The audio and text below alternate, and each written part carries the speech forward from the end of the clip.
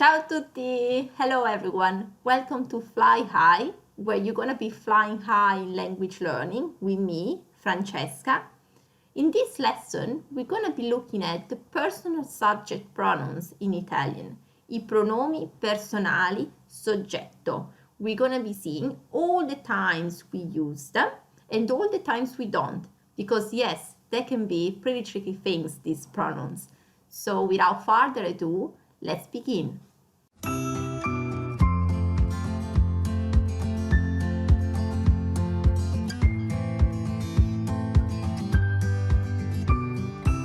Personal subject pronouns.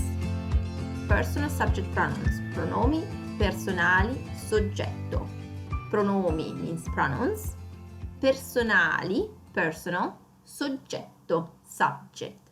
Pronomi personali soggetto. So, what are these personal subject pronouns?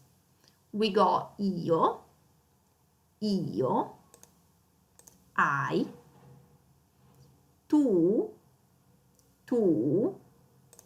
you, lui, he, lei,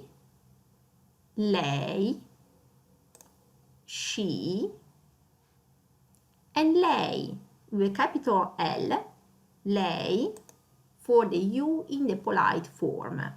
Did you see the I there in English is always capitalized, whether it's at the beginning, in the middle, or in the end, wherever it is in the sentence, it is capitalized.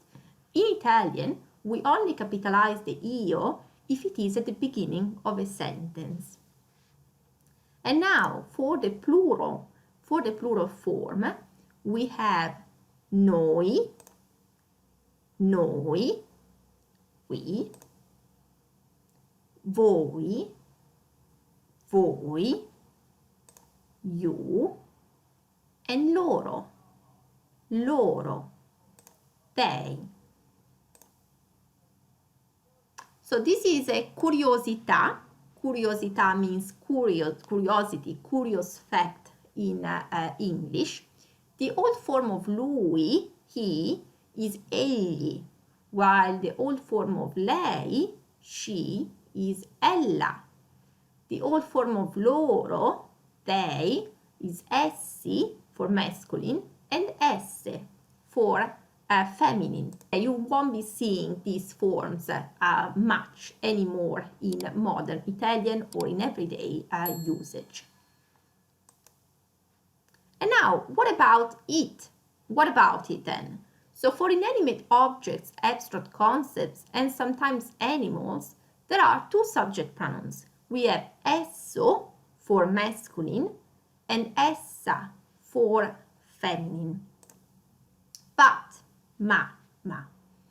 In modern Italian, esso and essa are not really used.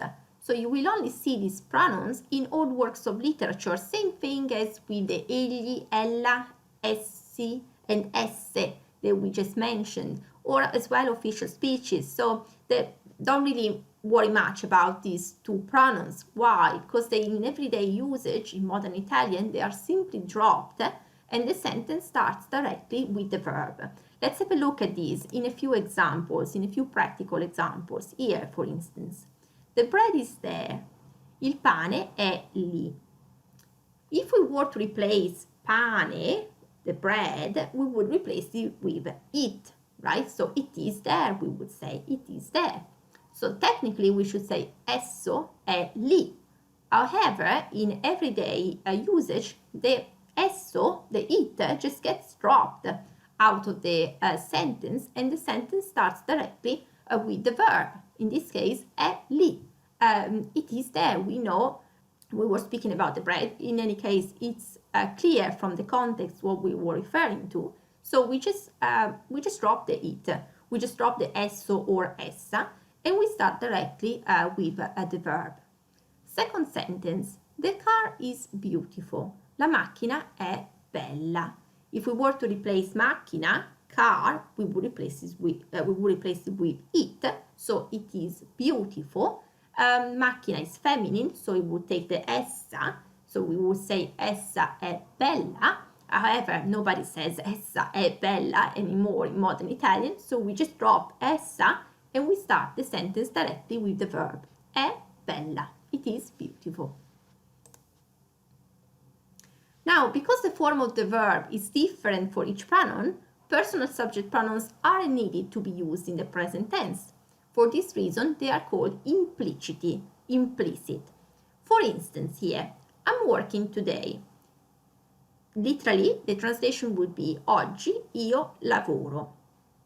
However, we in everyday usage, we drop the io and we just say oggi lavoro. So we just use the verb. We just use the verb. And as well, the conjugation of Italian verbs makes it quite easy to drop these personal subject pronouns because they're not really any two forms that are the same. So we know that lavoro only refers to io, to the io form, to I.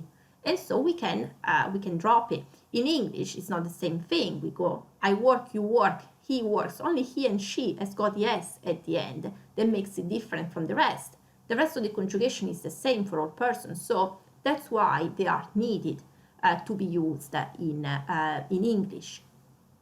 And then we have the second example here. We eat pasta.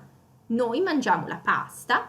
However, we drop the noi and we can just simply say mangiamo la pasta. So you can use them if it's clear for you, especially at the beginning, to just follow the same pattern of English. You can. However, once you progress on, it's best to just be a little bit more natural, obviously. That's why we're here, right? To just be natural when we speak Italian. So we just drop it out and we start directly with the verb. So it's not like you cannot use them, but they are redundant in this way. Now, however, there is an exception. So there are certain cases where they are used when you want to emphasize them. So I am cooking today. I am cooking today.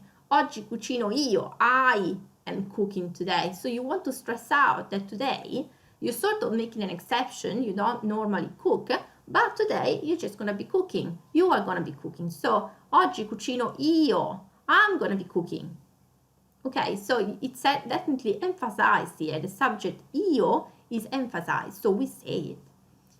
And then, second example, you are crazy. Tu sei pazza. You see, tu sei pazza. So you see how I stress the tu. It's even like the pronunciation of the u in tu is longer.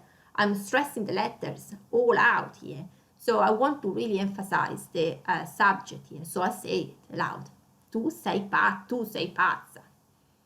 And then number 3, we are having fun. Noi ci divertiamo. Like we want to stress out that we are having fun, not some other people, but we are having fun. So noi ci divertiamo.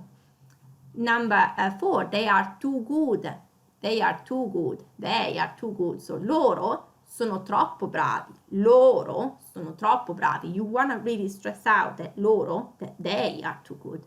So you have to say the loro in this case. And then we also use them when these subject pronouns are used on their own. Like when you say you and I, that's the only element in the sentence, in the phrase more so. So we have to say tu e io. Tu e io when they're used on their own.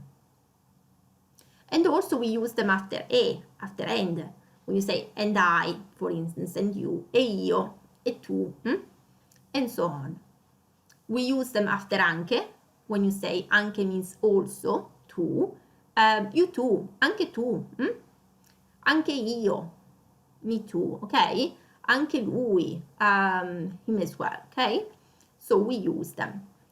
And then for clarity and to separate one subject from another, when 2 or more people are performing different actions. This means, in the example here, Luca e Giulia, lui lavora e lei studia. Luca and Julia, he works and she studies. So you see here we have 2 subjects and they are doing 2 different things. He works and she studies. So we want to stress out that they are performing 2 separate actions, okay, here. And there are at least 2 people. So we have lui lavora and lei studia. We want to actually really stress that out, that there are two people and the two actions are different. And yes, so this concludes our lesson. Hope you guys found it helpful. If you did, please let me know your thoughts in the comment section down below. And if you enjoyed this content, please like and subscribe. Thanks again so much for watching. Stay tuned and I'll see you in the next episode. Ciao ciao!